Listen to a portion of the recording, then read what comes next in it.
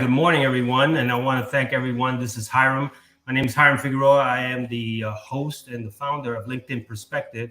It's been a while since I've been able to collaborate with quite a few people, but here's the great thing that's going on right now.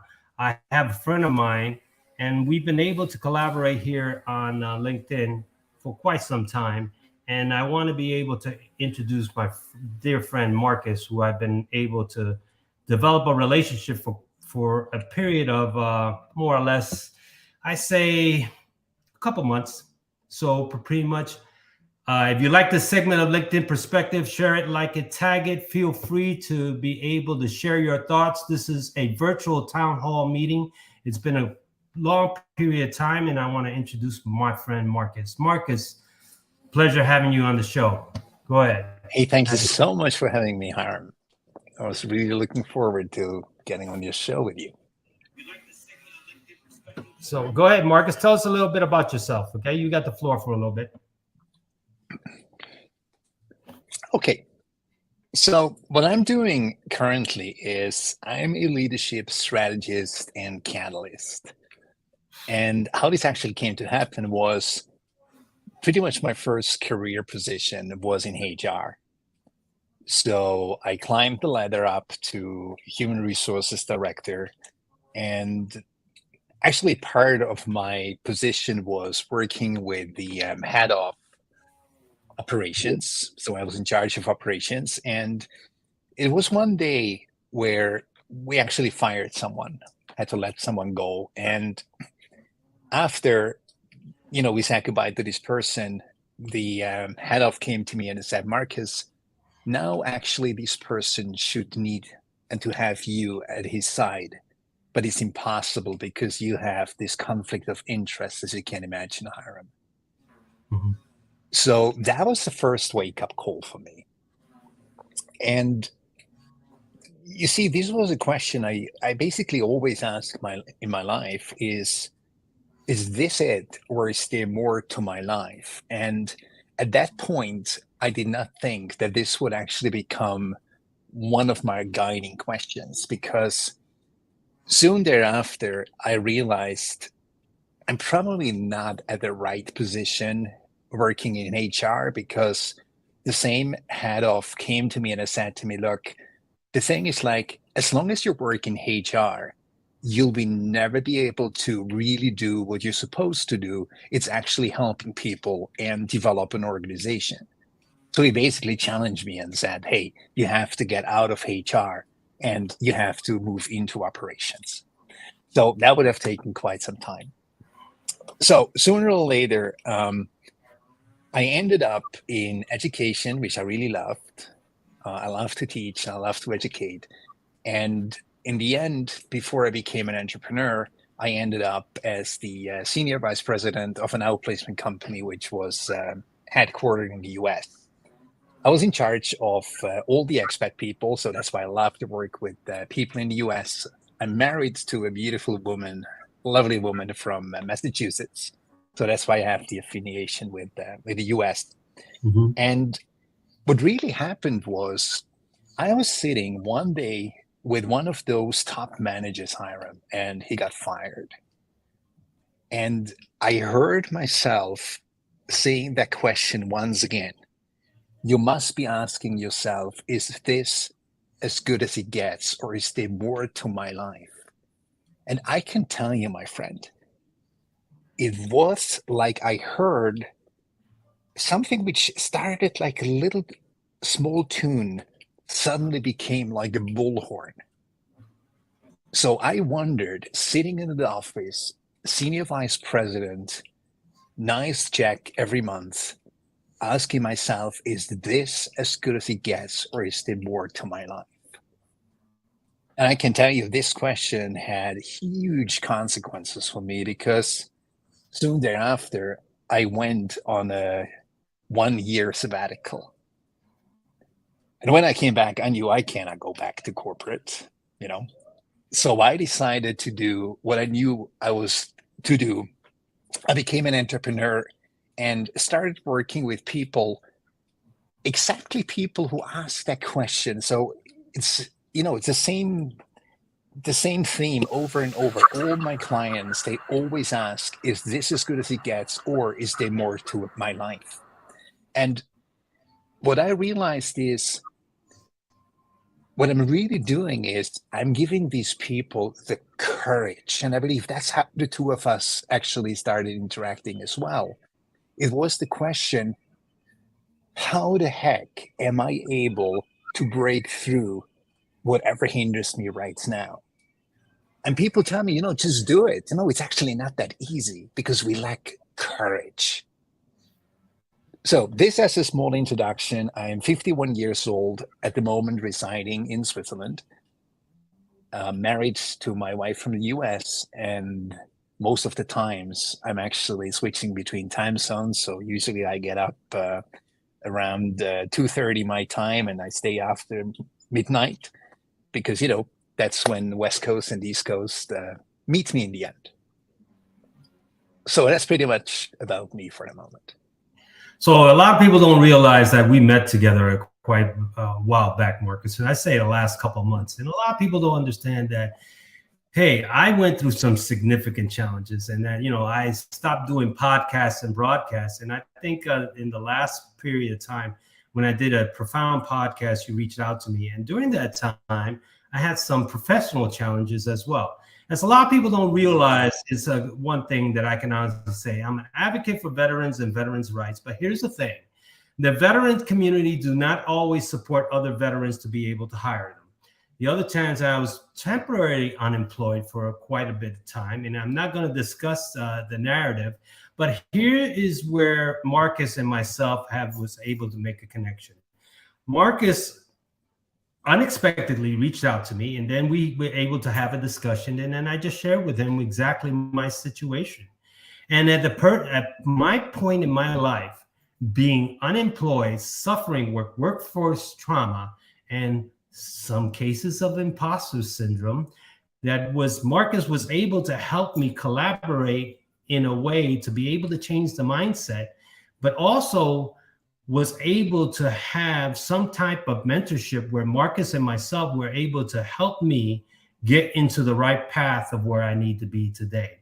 And honestly, in the last couple of months, Marcus knew exactly it was a big challenge, and it was pretty much devastating for myself because we all suffer from workforce trauma, and people don't realize the significance of it. And then when you're at a point in your life, there is a thing called social media age discrimination. And when you're putting out your resumes in Indeed, ZipRecruiter, or even in LinkedIn, you're not going to be selected because you're going to be overqualified, or they're going to be able to be in a line with something that they feel more that's in their wheelhouse, that they can control the narrative for somebody like ourselves. As you stated, Marcus, you're an entrepreneur. Now we've been able to share this journey, and I want to bring it to life because it's significant for other people who are suffering from silence of what's going on. And you shared with a story with a couple of people, and you said, there's no way in hell I'm going to be able to get another job. I was trying to look for work, and I'm going to be very transparent as much as possible.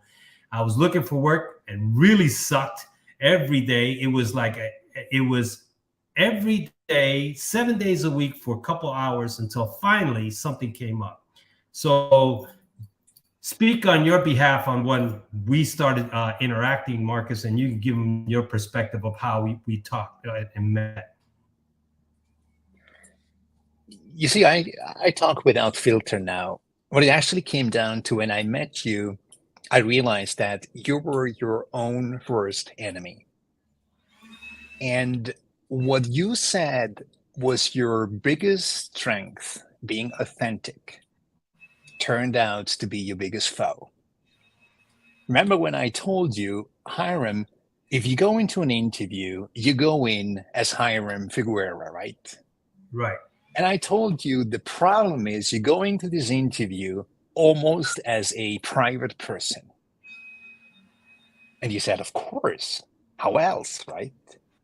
Exactly. And you see what's really interesting, speaking of imposter syndrome, I spoke with many people about imposter syndrome, and, due to my own burnout, which I experienced a couple of years ago, it was the first time that I really experienced imposter syndrome in ways which I do not wish on anyone.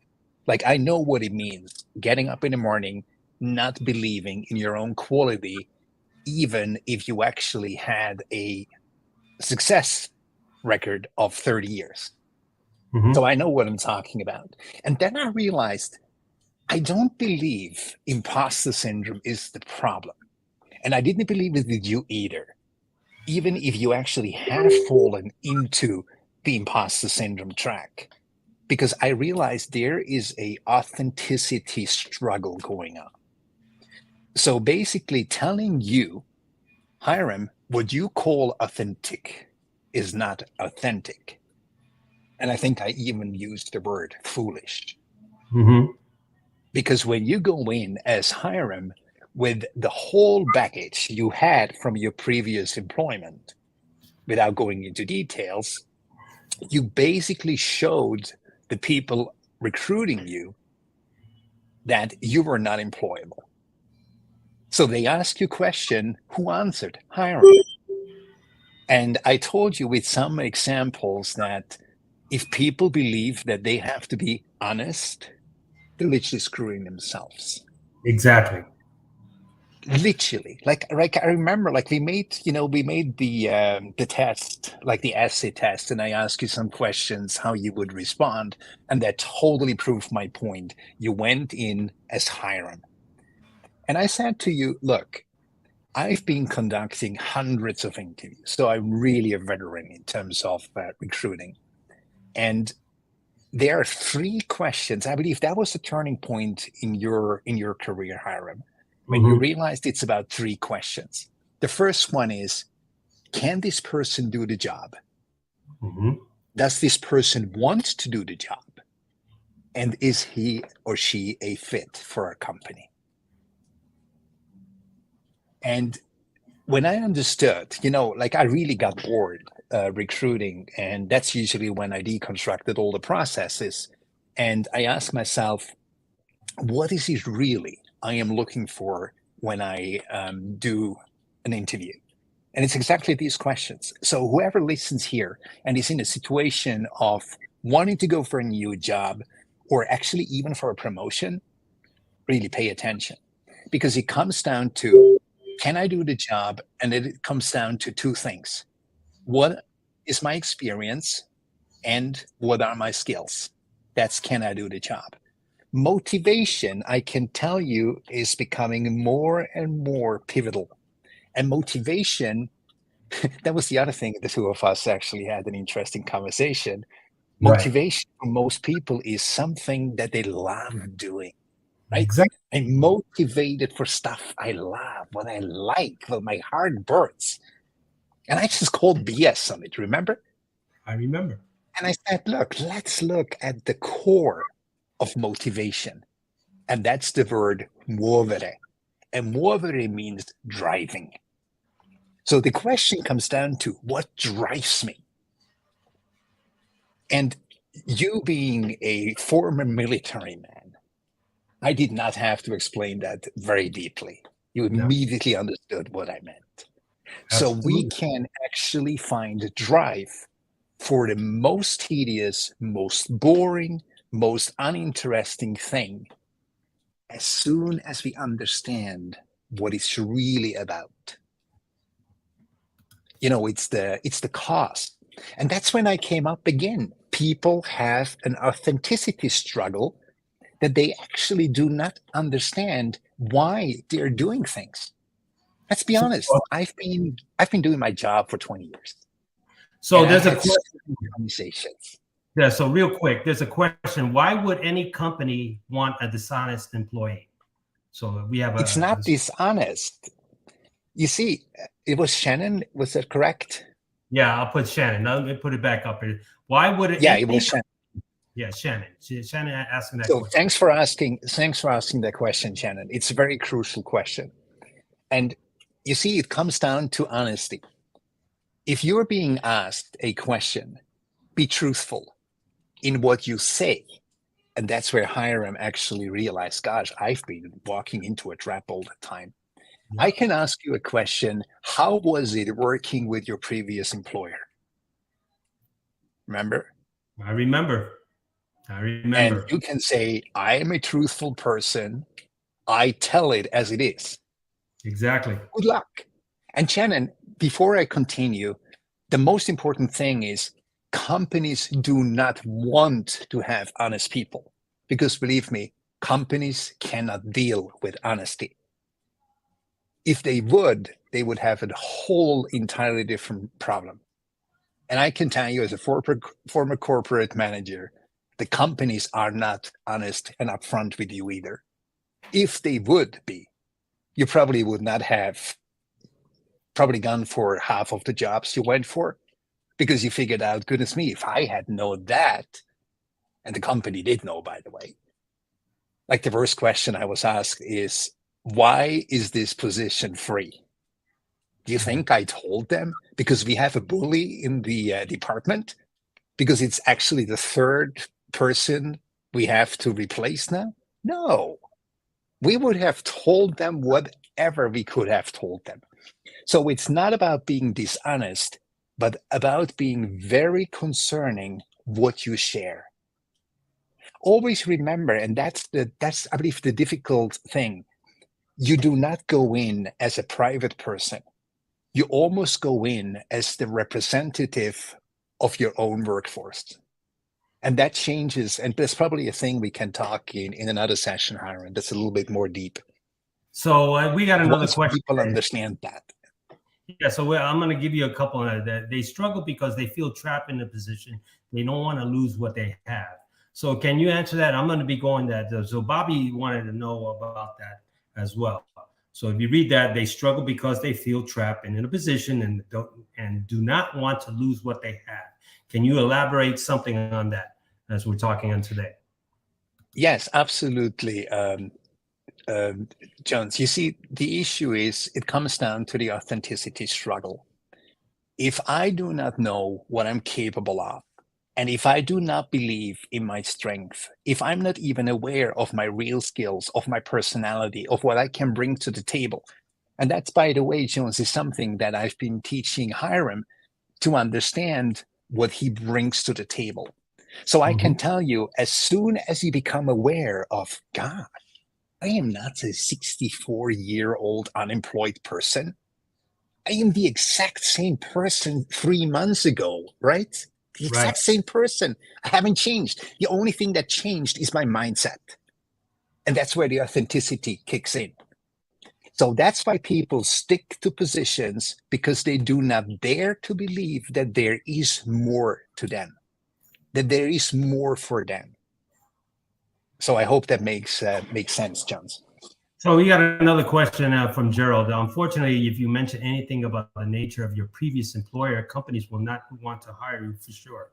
So Gerald has that question, and can you elaborate on that one there, Marcus? I would almost say, Gerald, unfortunately, it's true. Because you see, when I ask a question, how was it working with your previous boss? What do you think went through my head if I heard something negative? I believe you picked up on it. Right. One day, this person will speak exactly the same way negatively about me. And we do not want that. So that is exactly the point. And you see, what is almost a little bit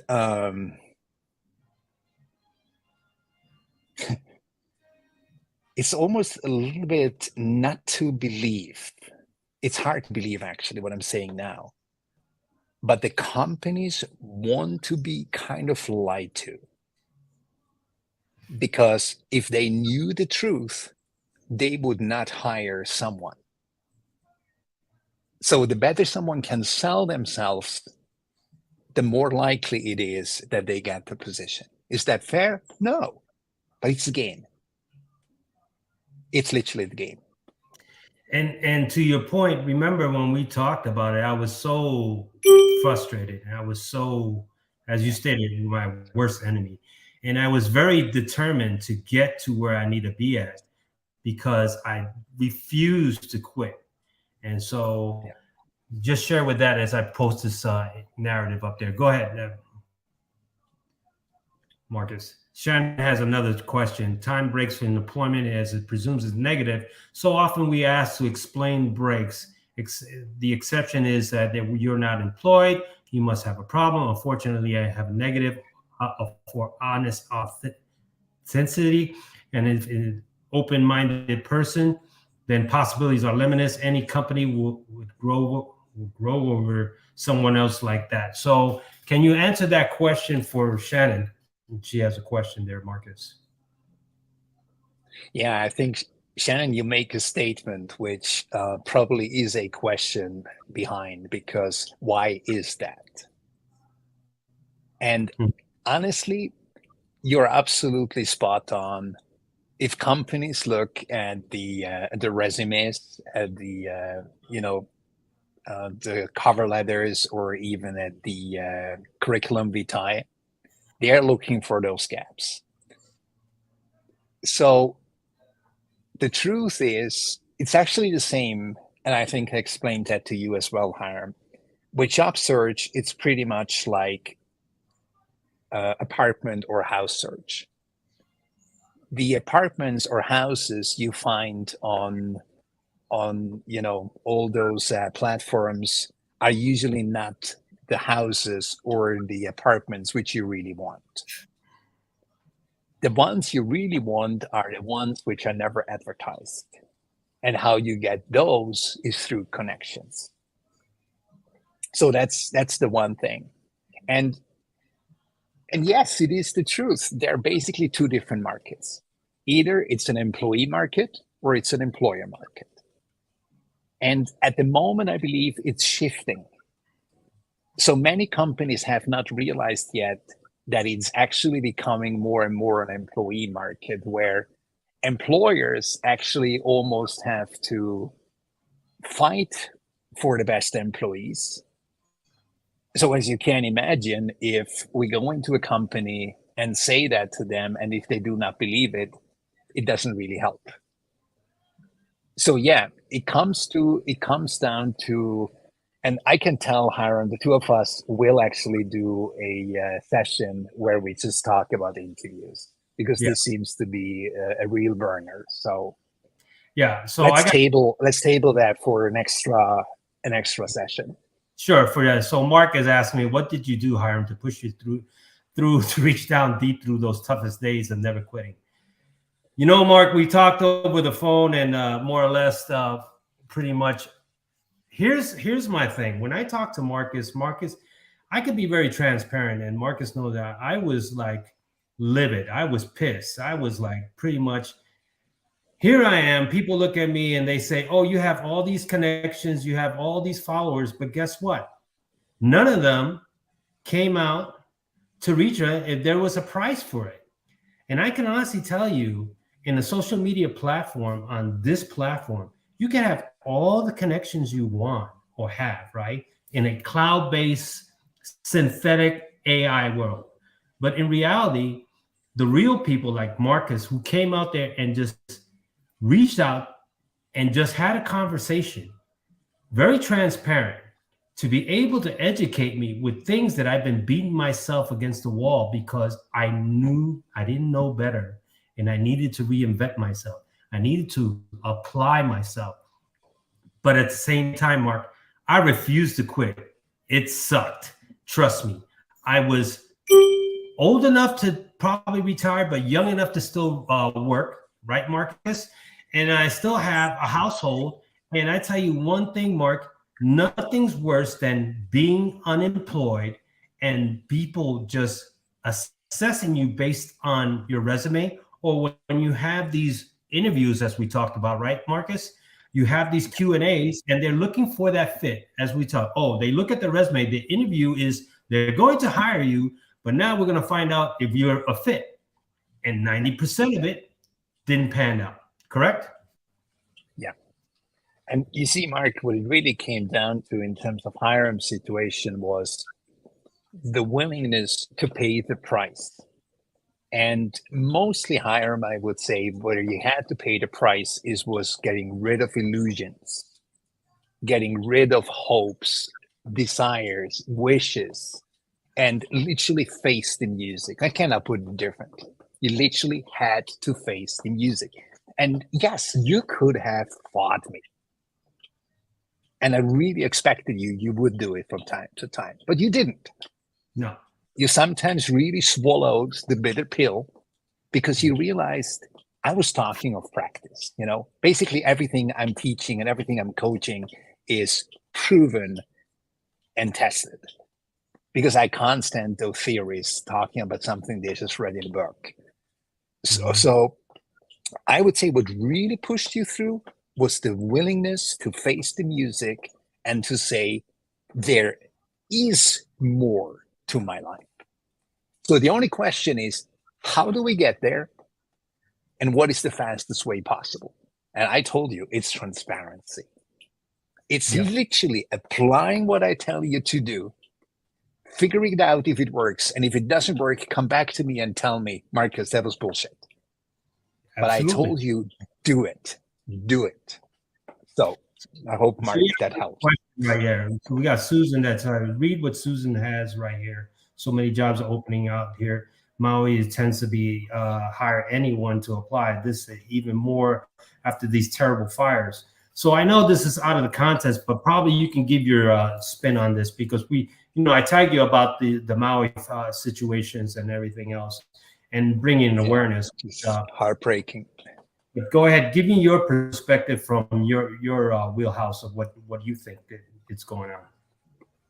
You see, Susan, what's really interesting, if you have a lack of workforce, I believe companies and organizations are coming back to what I call common sense, and what I believe it has been like for a long time with our forefathers. I can tell you, when I talk to someone who is doing labor work, this person, if they even do an interview, that's actually already very special. So what do? And I believe they do the same thing in Maui. Come here, show up, and test it.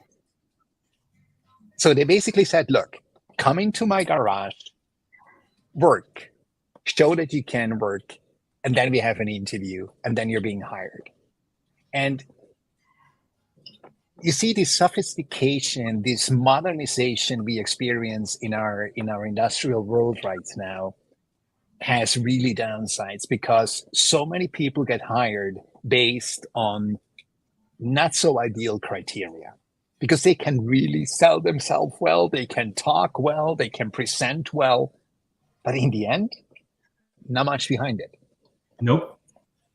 So you see, as sad and as heartbreaking the situation in Maui is, in terms of workforce, I believe it's a huge chance for Maui, because so many people are needed, and so many people will get the chance to apply, will get the chance to go for an interview, will get the chance to get hired, which probably otherwise wouldn't, due to gaps in the curriculum vitae, as one viewer just said before, remember? Mm-hmm. Like in Maui, nobody's interested. Oh, Marcus, by the way, 5 years ago, you've been out of job for 6 months. What did you do? Those were the questions I got asked. And I said, honestly, is this the only problem the two of us have right now? Have you actually called me in because of that gap 5 years ago?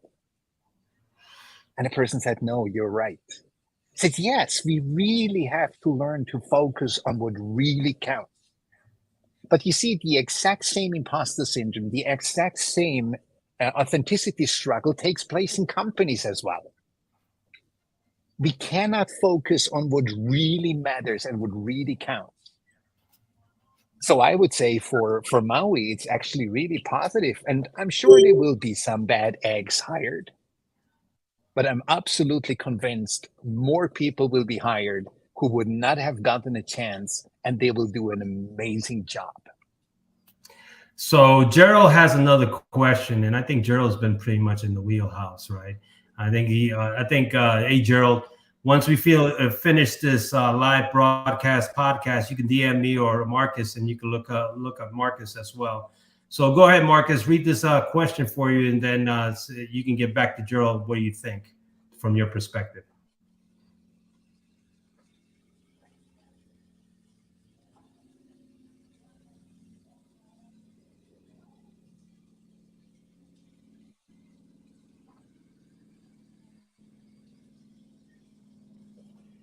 Can you please, Gerald, would you mind coming on the call itself? Hey, Gerald, if you can do it, you can call me, or if you're in, I don't have WhatsApp app, but more or less, the telephone number is 562-286-3111. That is 562-286-3111 if you're here in the United States. If not, you can just ping me as well. But I have another one, as what Marcus is saying, right? What Mark is saying. Read what Mark says. Mark, yes, getting a transparent is a point of truth, especially this week. So can you relate to that there, Marcus, what Mark is saying?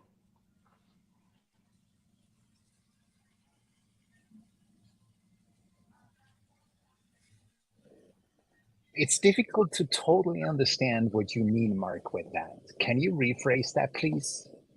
Or give me an example. Give us an example of that, Mark, and then I got another question. So I meant my house as a office background. So I don't know what he means by that, but pretty much he's asking for it. My house office background. I'm not really familiar with the house office background. Well, we'll see what he gets. But here's the thing, right? What we talked about before. Remember, a lot of people are, as I stated, you have to be transparent. You know, it was a hard pill for me to swallow when we were talking a couple months ago, right? I mean, I was very unhappy. I was very disappointed. I was my worst critic, right? For more or less, because I believe I had it all figured out. And I think the biggest problem is when people are in a situation in their life where they lose their job or they have to go through changing careers, they forget how they've gotten. And sometimes you need a mentor from a fresh set of eyes that can be able to see it from a different perspective, to change it and have a paradigm shift to be able to switch it. Now, the reason why I say this is because, as I stated before, veterans are not always helping veterans. Nonprofit organizations do not always help veterans. The other thing is these corporate American companies, they say they hire veterans, but they don't want to hire them after they had the meet and greet, the speed dating process, because now they have a challenge.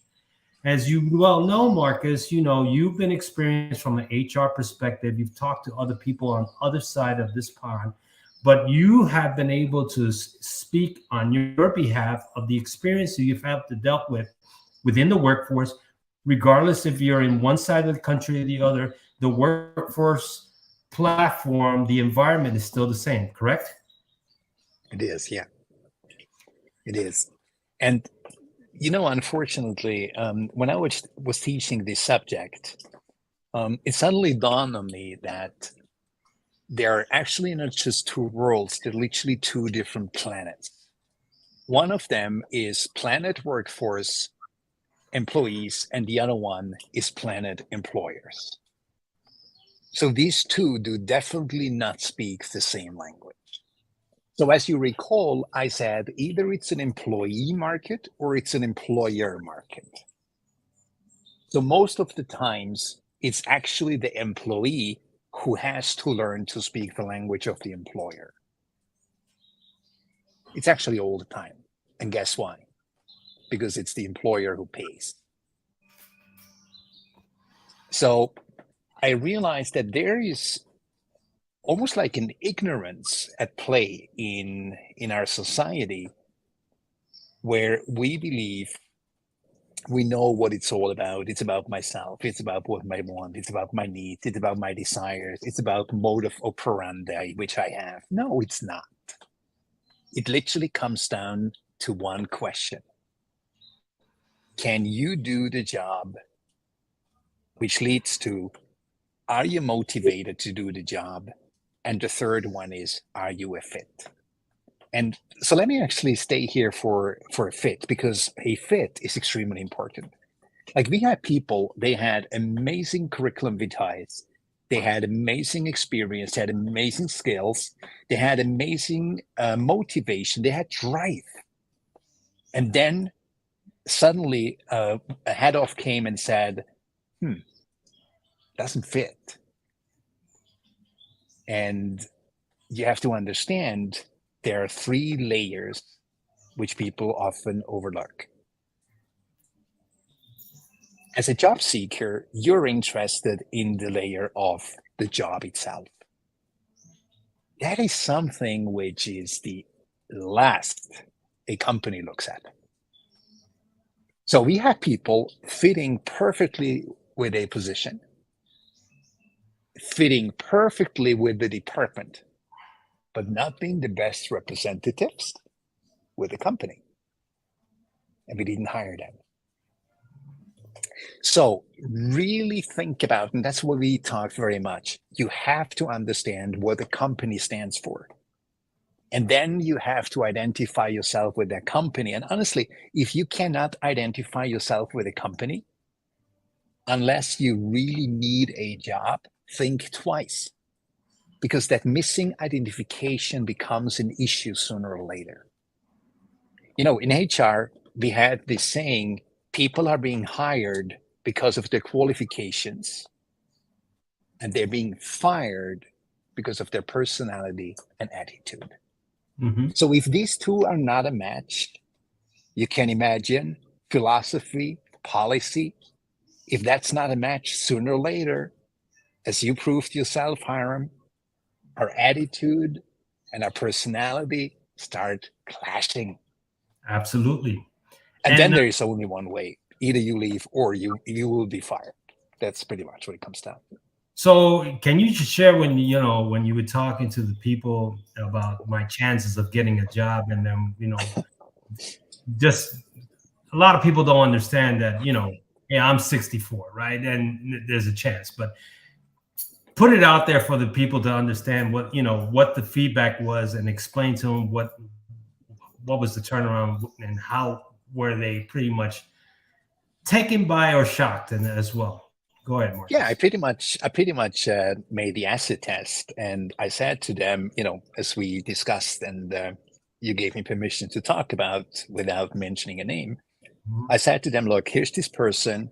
I've been working with this person for quite some time, and that person is 64 years old. How likely is it that A, this person finds a job again? That's the A question. And B, at the level where he was before. So guess what? The answer was, this person probably will be unemployed until the end of time. And I said, guess what? This guy actually not only found one job, he found a second job. And he even tells me it's actually the dream job he could wish for. Yeah, in the meantime, it's probably much more than 2 in the beginning. Yes, I can tell. It's about incredible. 3. I'm not three or 4. Yeah, I'm not surprised. I'm not surprised. But you see, and that's where I have to come back to this authenticity struggle. It was your understanding of being authentic which actually hindered you to probably land a job much sooner. Literally. Yep. People tell me companies do not understand me. I said, no, that's not the problem. The problem is you do not understand economy. What does it come down to? I'm an entrepreneur. Guess what? There is one thing that I have to be interested in, that's making profit. Literally profit. If I don't make profit, my company goes bust. So once you have that mindset, you're being hired to do a job to help the company. That's exactly what it comes down to. I don't know, you look great, brother. So we have another question for Gerald, and I feel that read this one for you and see you can respond to Gerald, because Gerald's been pretty much engaged in this conversation to be able to do I love that. So thank you very much, Cheryl, for being so present. I feel like people think that being humble is having less. I recently struggled because I felt that in workplace people was envious of me. Okay. Mm-hmm. Office home background, meaning my office, my house, since we are now working mostly remote. That's the office home background. I get it. Right. Okay. So basically, let's say you're living in a palace and you're working remotely, and then people see all the stuff you possess. Right here. You see, there, yeah, exactly. There's an easy way to do that. Literally use a Background virtual check. background. Yeah, Yeah, virtual. use a virtual background. Honestly, Yeah. and I can tell you how people told me, Marcus, you have to be in an office. When you do video calls, you have to be in a professional environment. Guess what? I stand for authenticity. I am sitting here on my wonderful terrace, and you see the background here. That's exactly how it works. And if someone doesn't like it, it's probably not a good fit to work with me. So yeah, definitely, Gerald. I highly recommend you to find a good virtual background and use the virtual background, because you won't win that game of people being jealous and then not liking you. Won't Doesn't matter, and it's not worth it. No, I totally agree, right? I'm pretty transparent. This is my background. I'm actually proud of what I have because, my story coming from nothing to something is something better, and humble beginnings are better than nothing, than being pretty much presumptuous and materialistic on things that don't make the character.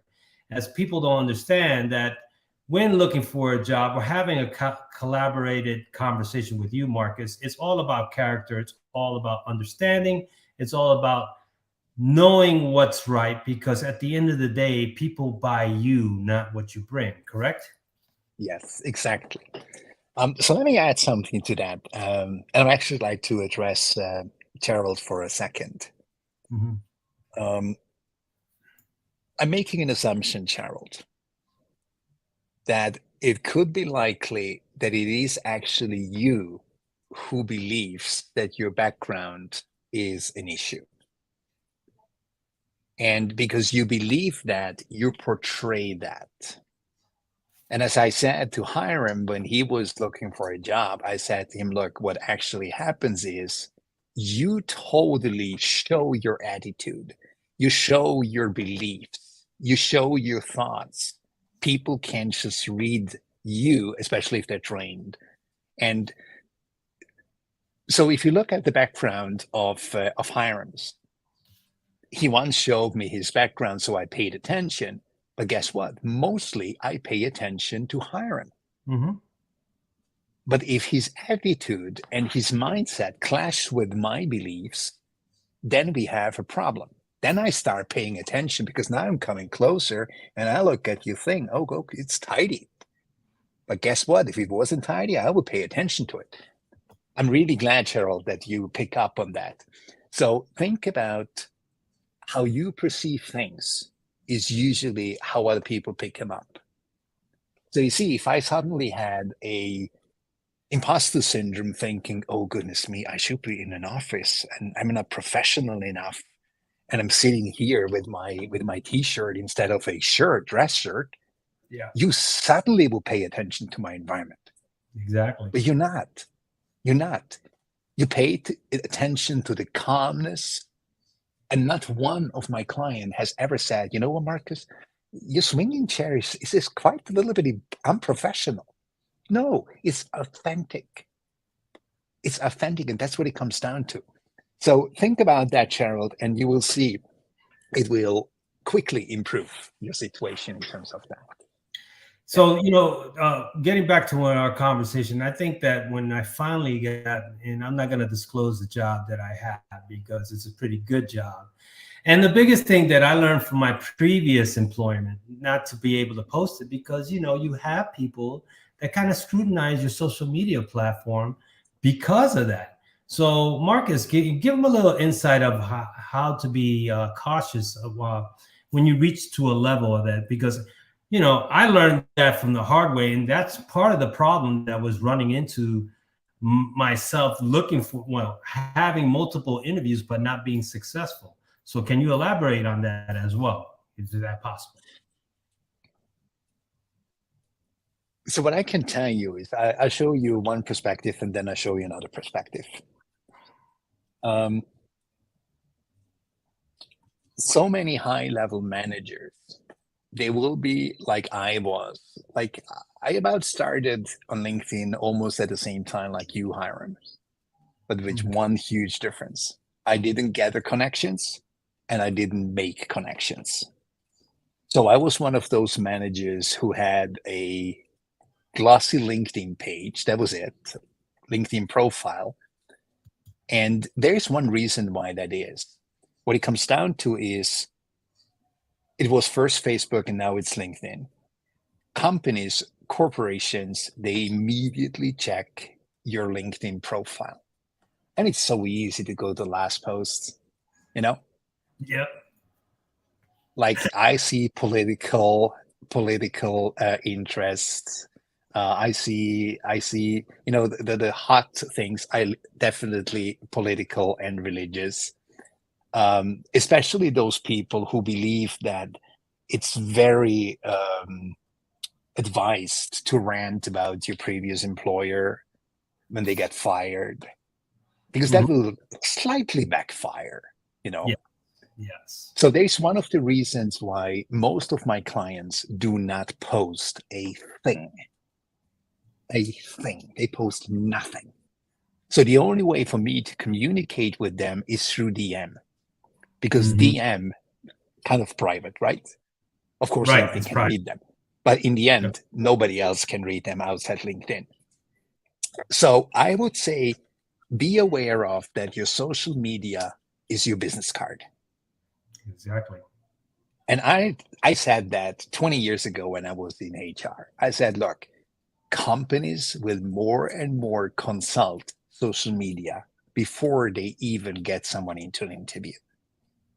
So really pay attention that your social media really, and you see, if we talk about higher level, I literally say hire someone who goes through your social media with a com to actually remove stuff which doesn't represent the professional side of yours. And that is definitely something we should talk about. But I think today is probably not the time for that. But we Yeah. should have a segment where we just talk about hiring because it's crucial. Well, a lot of people don't understand that this is the first time we are able to collaborate. This is like a pilot. This is going to be one of many conversations we're going to be having, and because of the scheduling and everything, we'll be able to do it on the weekend unless something comes up. But it's important for people to understand that myself utilizing this platform to be able to bring you, Marcus, so people can have a better understanding. As you all know, right? People look at people's profile, they envision how their perception of other people's profiles, right? Look at Marcus. I envision Marcus like this until we put him virtually. Now you can see, is it more relatable to what his profile is and how he's speaking, vice versa, like myself. So to be very transparent for everybody else, they need to understand that, because everybody, quite a few people on this platform are suffering from silence, and they're looking for some kind of mentorship, but do not want to expose the weaknesses or the embarrassment of, or the challenges that they have, just like myself, until we had this opportunity, right? And I believe that for the most part, that's why we're here today, to be able to pilot one of many conversations. And I think let Yeah, me throw this at what Gerald was talking about, because he's been very much engaged. So I got to give him some little bit of airtime on that one. yeah, I love that. So I definitely, to speak of the specifics that I want to discuss in public, I have to say that I am amongst the most humble people one can meet. Thanks for the insight. And you see, Gerald, this might be seen as an amazing strength of yours, but this could actually be your Achilles heel as well, because people will not believe that being humble actually can cost you a job, or it can cost you being hired. Because you see, what it comes down to, when I conducted interviews, what it came down to was, after the first round, I had to be sure that this person can do the job, wants to do the job, and is a fit 75% out of 100. So if I wasn't sure that this person could do the job 75% of 100, I would not even go to the second round. So being humble, Gerald, could actually be your Achilles heel. So our next segment, which we just announced, Hiram, where we talk about what it takes to get a job today, I believe would be really, really helpful for Gerald. I think so too, because a lot of people, if you know, since COVID, and I don't know how it's affecting on that side, but here, back like you say, on the other side of the pond, right? People have lost connection. As I shared with you before and everybody else, I come now to a work environment where they say, "Hey, Hiram, you can work remote." I say, "I'm done with that, dude. I don't want to work remote." He says, "I'm over it." He says, "Why?" You can say, "I said, I'm missing the engagement. I'm missing the challenges. I'm missing the purpose of coming to work and having a purpose to be able to do something and being in a professional atmosphere." Because as you well know, Marcus, as you're an entrepreneur, a lot of people fail to find a purpose to get up in the morning, like I got something to do, and then their purpose, and then they misconstrue their purposes with their real life situation, and then they have a conversation with you, correct? Yes. Yeah. And that's where this authenticity struggle comes in. So I would like to extend an invitation to anyone who's here. If you go to my LinkedIn profile, which is Marcus, Markus Neukom, as you see here, LinkedIn, Marcus Newcomb.